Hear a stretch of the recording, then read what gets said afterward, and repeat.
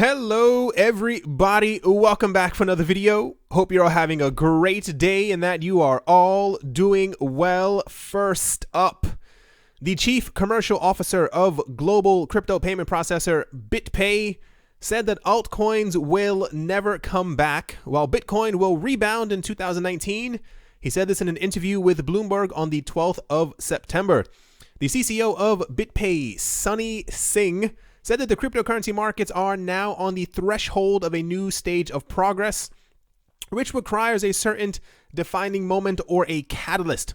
According to Singh, that defining moment will come when big institutional investors such as Goldman Sachs and BlackRock become real in 2019. He said, next year, you'll see the talk of big entrants become real, where you'll see Goldman does launch a trading desk, Fidelity does launch a Bitcoin product, Square offers Bitcoin processing for merchants, BlackRock launches an ETF, so all that will become real, and you'll see some adoption actually, and then the price will bounce back up again, end quote. However, while predicting that Bitcoin will rebound next year, Singh was mostly bearish on altcoins. Singh said that altcoins will never come back to their previous levels, stating that firms like Fidelity and BlackRock are not launching altcoin products, they're going to launch Bitcoin products. Talking specifically about BitPay, the company's CCO claimed that when they have never been more bullish on Bitcoin, saying the industry is going full speed ahead with a growing number of partnerships and new hires. In regards to this, BitPay was recently integrated by luxury auto retailer Post Oak Motor Cars to enable the US. This was also in the news a couple days ago where they were talking about that you can now buy a Bugatti with Bitcoin and how great life is. The point is, without having to really even read further, you kind of get the gist of what's going on. I'm not sure when people look at the market, when they look at stuff that's actually happening in the market, or even when, I get the, I understand altcoin hate. I get it. I've been in the cryptocurrency space for long enough that I understand that a lot of people are obsessed with Bitcoin and may not care for altcoins at all, but to say that altcoins will never rebound or never go back to where they were before, I don't have the article in this video, and I'm probably not going to even touch on it. There was somebody else who said that they believe that ICOs and altcoins are completely dead, that they will never, ever, ever, ever, ever hit the prices that they did last January, not even considering that one, Ethereum exists, that XRP is a thing, and that the entire market, more or less right now, depending on which exchange you go to, probably just about every single exchange, has Bitcoin and Ethereum as a listing. Realistically, mathematically, if, let's say, even Bitcoin alone was getting a lot of the attention and was being shot up to around $60,000 to $70,000 per coin, the rest of the market would also move along with it. Even when Bitcoin goes up around 3 to 4%, the market shoots up around 15, 16 as well on certain days.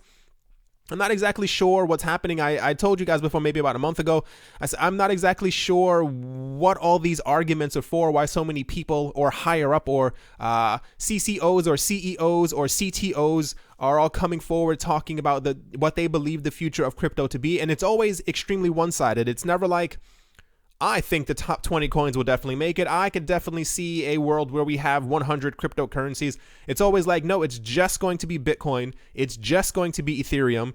XRP is going to be the only coin. What's the other one I'm hearing? That TRON is an entirely different conversation in itself. People also talking about that they believe that like only Cardano and EOS are going to make it and that somehow Bitcoin is going to completely fall off the map. To be fair, no one knows what's going to happen, but this very strong statement that altcoins will never come back ever, especially even when you really look into it. I've said before, I think I only talk about specific coins because a lot of other coins that I don't touch on, it's not that I don't know enough about them. I definitely have read into them, maybe not, all 1,900 coins that we have out there. A lot of altcoins may be considered scams or just a lot of hype. Not going to say any names. The point is to say that no altcoins are going to make it is a bit foolish. And actually, I'm kind of interested in why. I would love to have discussions with these people, like actually sit with them and, why do you feel so strongly about this? Anyway, the idea that Bitcoin will be the only, I get where they're coming from. Like if you have heard all the news when it comes to the institutional investors, institutional investors who are trying to get into the space, they also typically only mention Bitcoin, but if you read the actual things that they're talking about, it usually comes down to Bitcoin, Ethereum, and XRP, even though Ethereum has lost a bit of favor in the last couple of weeks. It's still a major platform. A lot of people have a lot of money invested into it. Some of the richest people in the entire world have invested millions into Ethereum when the price of Ethereum was less than $1. So I don't think anytime soon that they're going to be letting Ethereum die. Anyway, the point is, someone said this. It's ridiculous. Go about your life. Don't assume that what you have your money in is not going to ever go back up in price, especially when they say that altcoins will never come back. That would mean that the prices of altcoins from this moment on, from the moment that person said that, should never, ever go up again. That Bitcoin will be the only thing that is going to rebound, and altcoins will only have 0% gains every single day. Think about that. Mr. Buterin is once again in the news. He said a couple of days ago, for those who don't know, he said that the moment of extreme growth in the cryptocurrency space is completely dead. It's never going to happen again, and this is kind of the follow-up to what's happened. Vitalik Buterin's comments that the days of seeing 1000x growth in the crypto space were met with a significant amount of community backlash.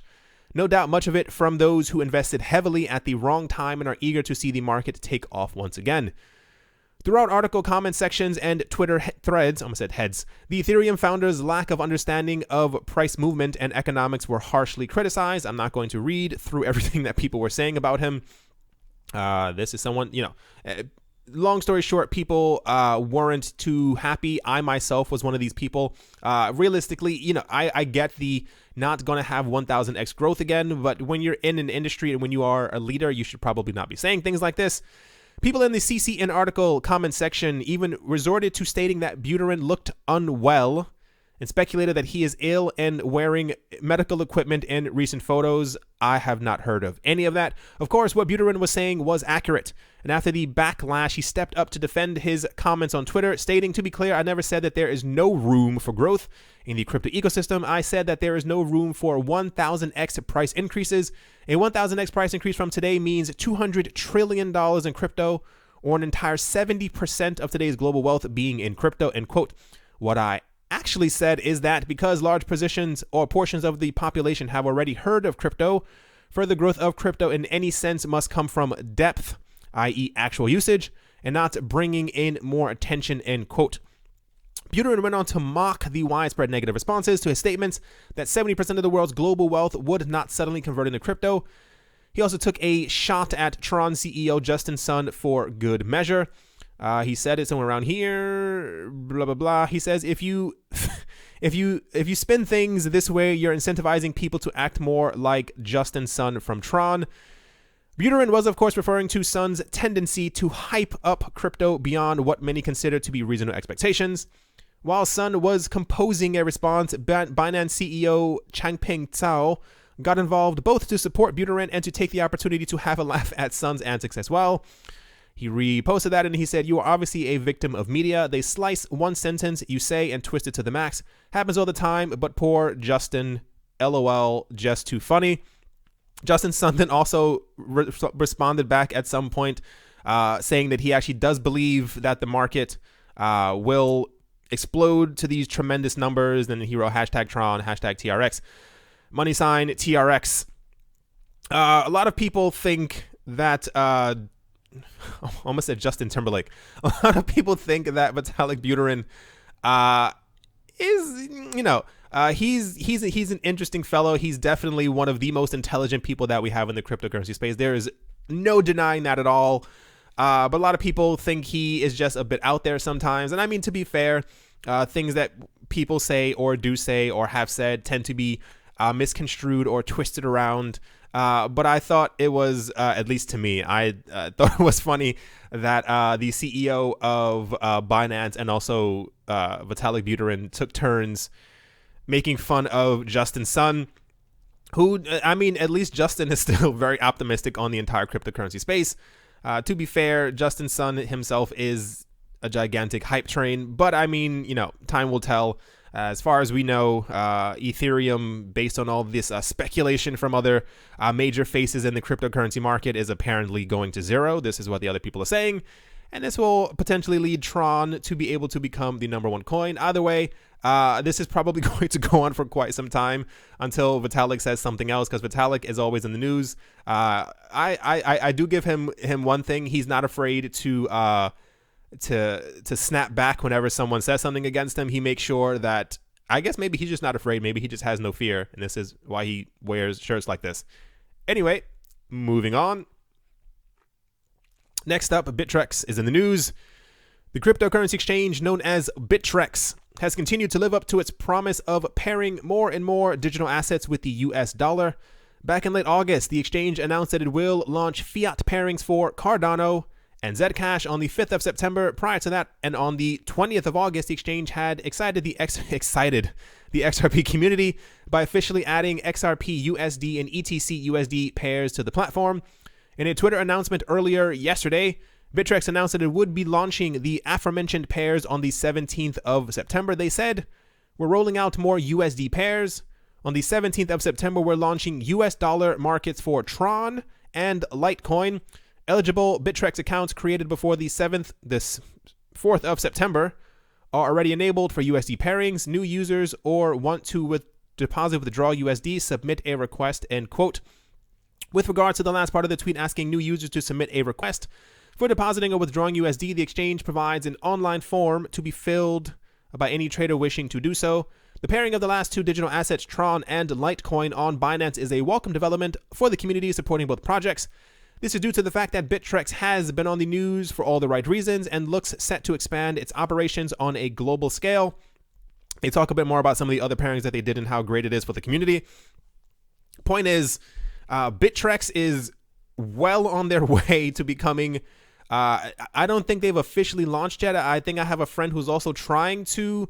I think it takes a little bit, maybe because they're the first crypto exchange in the US to kind of launch with all these pairings. I'm not exactly sure what the situation is, but some people even have noted in the comment section that it's taken, a couple of days for them to be able to fill out the forms, what have you, for the USD pairings.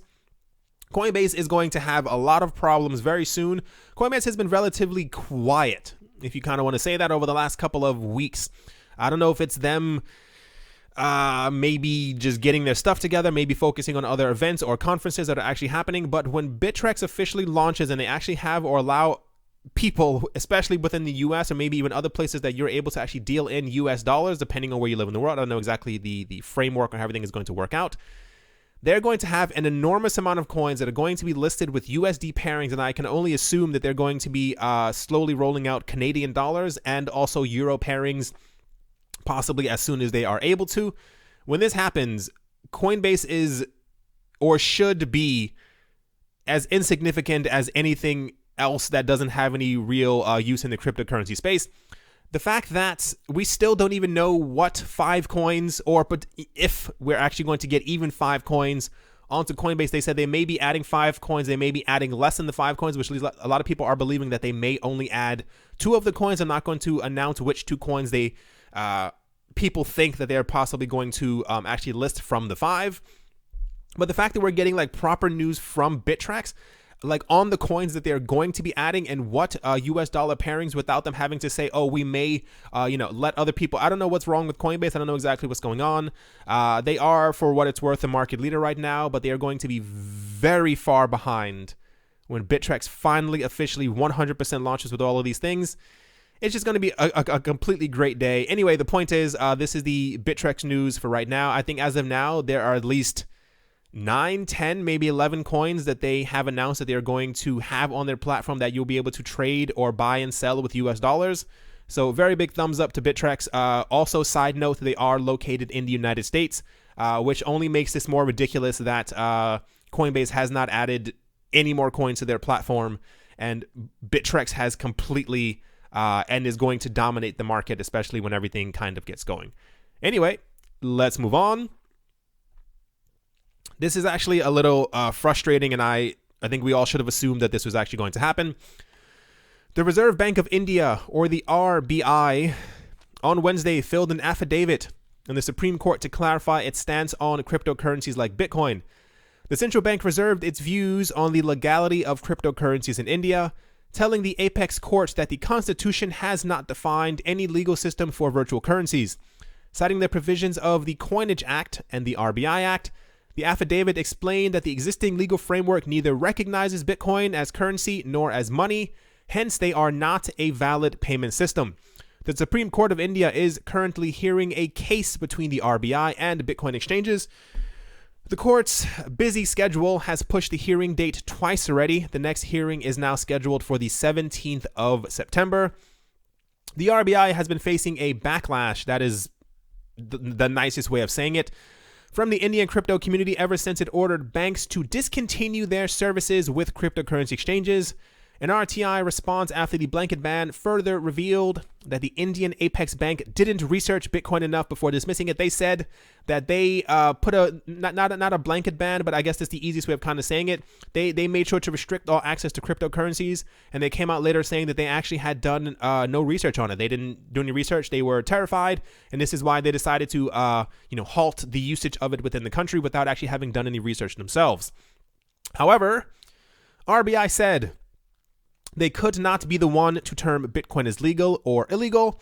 They are bound by statutory provisions, the acts mentioned in the Constitution of India, that makes them take the necessary measures after the booming virtual currency industry.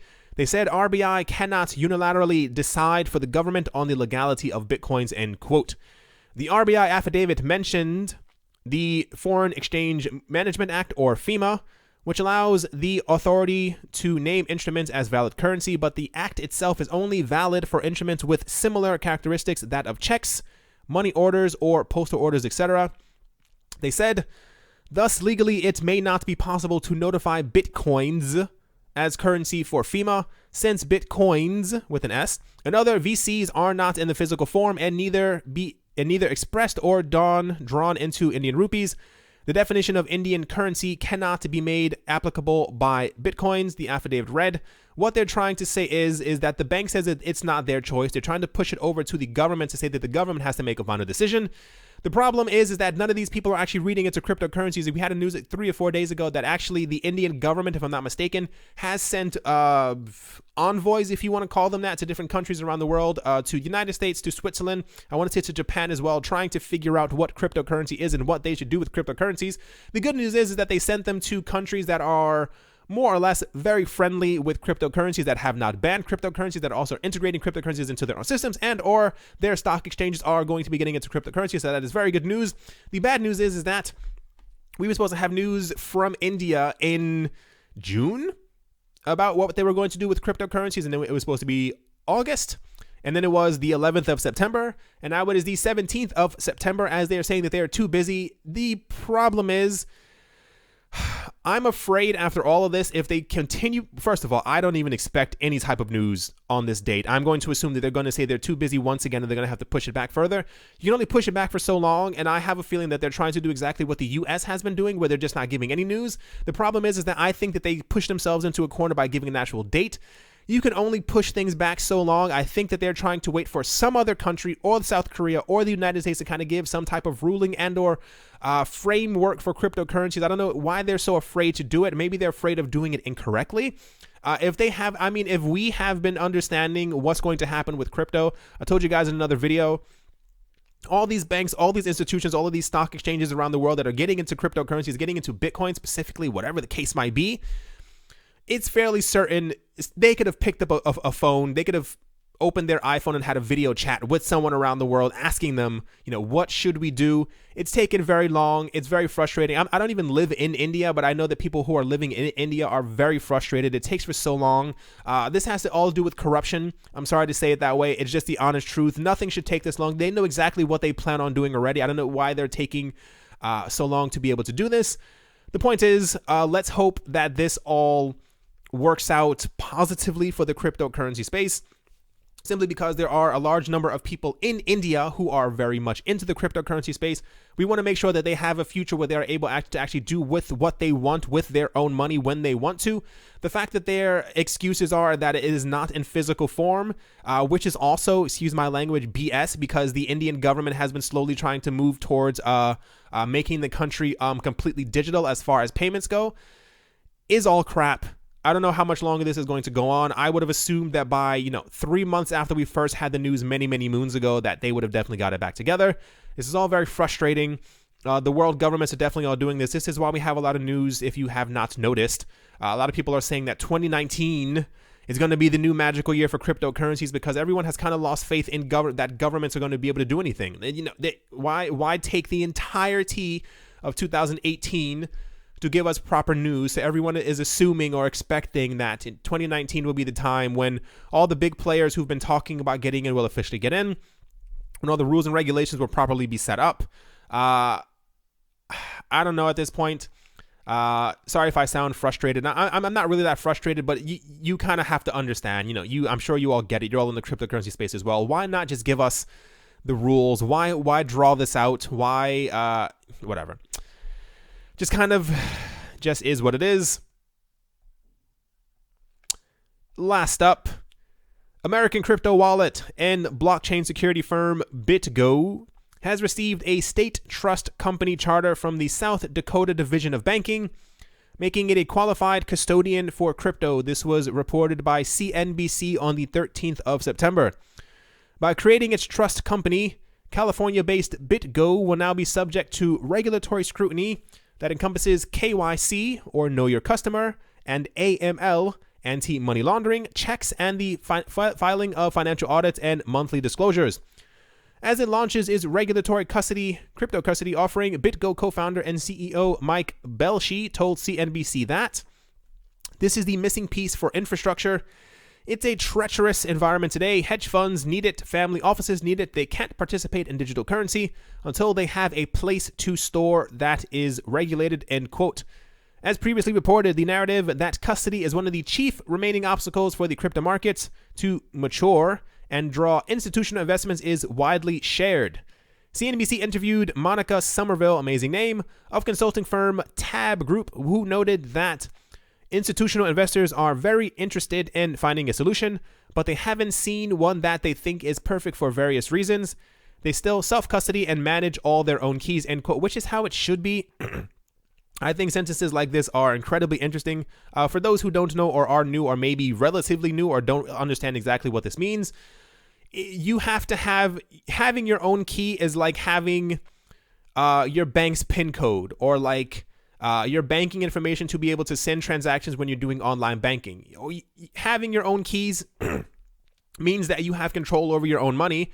The argument is that a lot of institutions who are trying to get into this space or other people who have a lot of money, the argument is that they don't want control over their own keys. They don't want to have to do the dirty work. They want someone else. They want to be able to call someone else up, say, do this. Someone else does it. And then their money kind of flows back and forth without them actually having to ever touch it or really care about it. So a lot of people are apparently looking for people to manage their own keys. But the problem is if you do not manage or have control over your own keys, you do not control your own crypto. However, this is not an issue, or apparently not an issue for very, very rich people. They want other people to be able to control their own funds. Maybe this is just kind of what they're used to. But people get it into, so BitGo is relatively large in the cryptocurrency space. The fact that they are now going to be a qualified crypto custodian is also very big news, as this is yet another place that people are going to be able to store and or have their crypto without anyone, in a safe haven place. It's still expected that as time goes on, what's the name of it? All the other very big names, without even naming them all over again, all the other big names who are trying to get into the cryptocurrency space, they're also going to be crypto custodians, in that they will hold your crypto for you. So when we have not even smaller names like BitGo, when we have other people getting into the cryptocurrency space who are talking about that they are now legal custodians, I guess it's great. Crypto's moving along, what have you. But when I have a strong feeling that when NASDAQ and CBOE actually get it together, and also the New York Stock Exchange and also the other, I have a strong feeling, I'll put it this way, that people are definitely going to start putting their money into banks that already exist. As I think Bank of America was one of the first banks that said that they were trying to create some type of custody solution. There's also a bank in Canada who wants to do it. I have a feeling, once again, people are going to trust the banks with their money as opposed to trusting themselves with their own money that they should be taking care of. Anyway, very ridiculous or very weird news day. Not all bad, I guess. Some of it was kind of fun, depending on how you really look at it. Hope you all enjoyed. Hope you all are having a great day, morning, afternoon, and or evening, wherever you are, wherever you might be. Thank you once again for watching and or listening. Hope you all enjoyed. Thank you once again, and I'll talk to you all soon. See you.